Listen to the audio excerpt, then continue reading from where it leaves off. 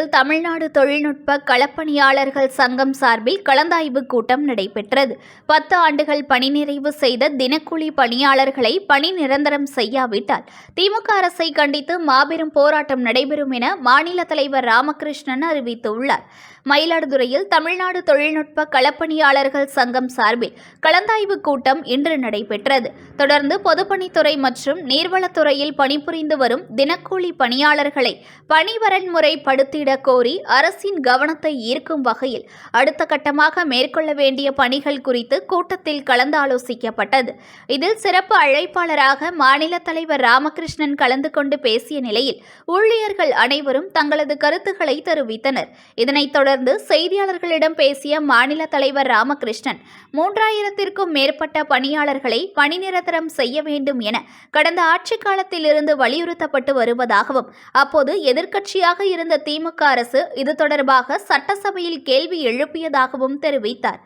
ஆனால் தற்போது ஆட்சியில் உள்ள திமுக அரசு பணியாளர்கள் நிரந்தரம் செய்யப்படுவார்கள் என பொறுப்பேற்றவுடன் உறுதியளித்த நிலையில் ஆட்சிக்கு வந்து 4 ஆண்டுகள் ஆன நிலையில் பணியாளர்கள் தற்போது வரை பணி நிரந்தரம் செய்யப்படவில்லை என குற்றம் சாட்டினார்.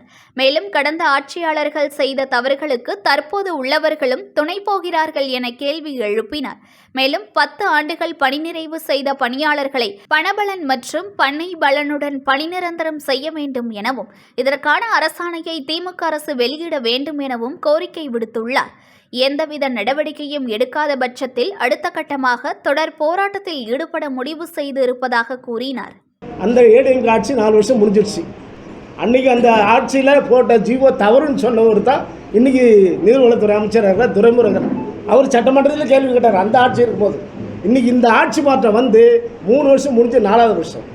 இன்னைக்கு ஏன் சைலண்டாக இருக்காரு? ஒருத்தர் செய்கிற தவிர இன்னொருத்தர் ஆதரிக்கிறீங்களா?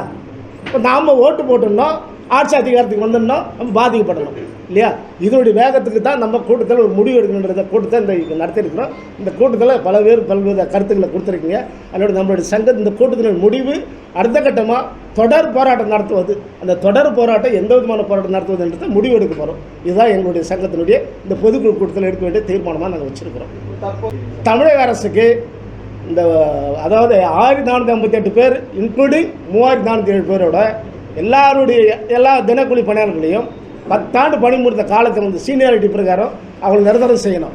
10 ஆண்டு என்னைக்கு வேலை செஞ்சு முடிச்சிருக்காங்களோ அன்னிலிருந்து பணிப்பயன் அதை சேர்த்து அவங்களுக்கு வேலை அப்பாயின் பண்ணணும். காலமுறை ஊதியத்தில் கொண்டு வரணும். அதுக்கான அரசாணை வழங்கணும்.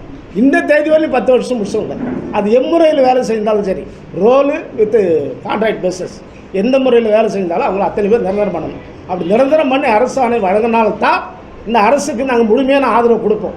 நியூஸ் 1 தமிழை லைக் பண்ணுங்க, கமெண்ட் பண்ணுங்க, ஷேர் பண்ணுங்க, மறக்காம சப்ஸ்கிரைப் பண்ணுங்க.